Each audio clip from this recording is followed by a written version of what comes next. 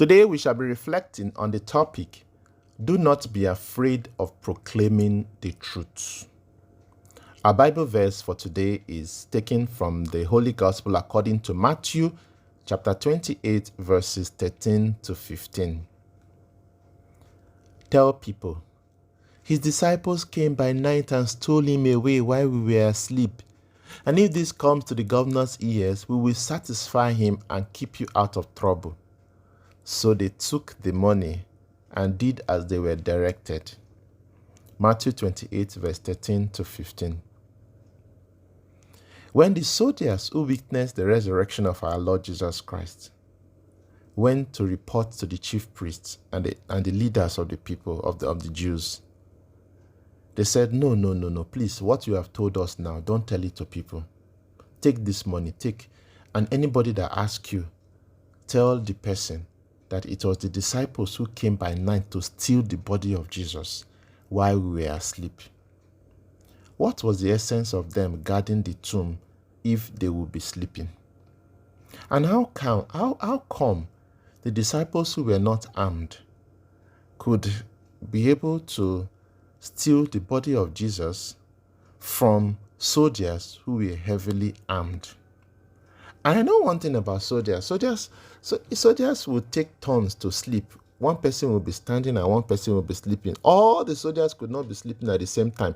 And yet they went out and started telling people that they were asleep and that it was the disciples who came to steal the body of Jesus. They did this because of money. They took money to lie. What was it? Why? Because they were afraid.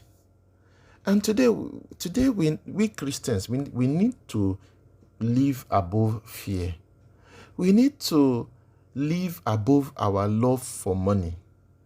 We should stop being afraid. Jesus Christ, when he appeared to the women who had come to the tomb very early, he told them, don't be afraid. And that's the message of Jesus Christ for us today. Don't be afraid of where you will get food to feed your family. Don't be afraid of what people will do to you. Say the truth.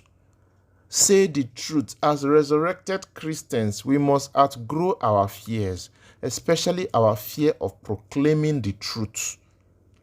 We must outgrow our fear of not having enough money. Money is something that God can provide. God will always provide for his children.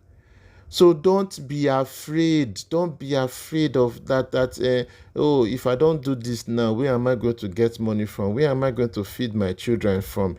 Don't be afraid. Say the truth. Say the truth. And even if you are a soldier, please say the truth. Say the truth. Don't go about telling lies, because lies are very destructive. Lies are destructive. Every time we tell a lie, we are taking sides with the devil, whose very nature is that of telling lies. No amount of money is worth selling our lips or selling our conscience. Do you know that to this day, there are still so many people who do not believe that Jesus Christ rose from the dead just because they believe the lie of these soldiers? No amount of money is worth selling our lips or selling our conscience. No amount of lie can bury the truth. You say, truth is truth. Truth is powerful. Jesus Christ said, I am the way, the truth, and the life. So God is truth. So you cannot fight God. You cannot bury God, because God himself is the truth. Truth will always prevail. If we continue telling lies, it means that we are refusing to rise from the grave with Jesus.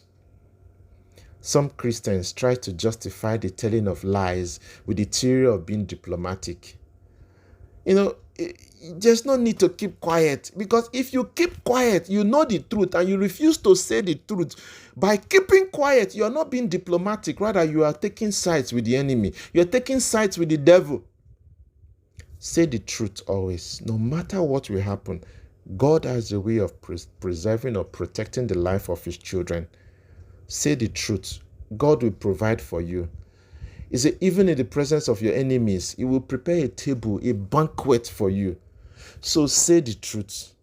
Don't be afraid. May God bless his words in our hearts. My name is Father Evaristus Abu, Egemeyo, and I thank you for listening to me today. God bless you.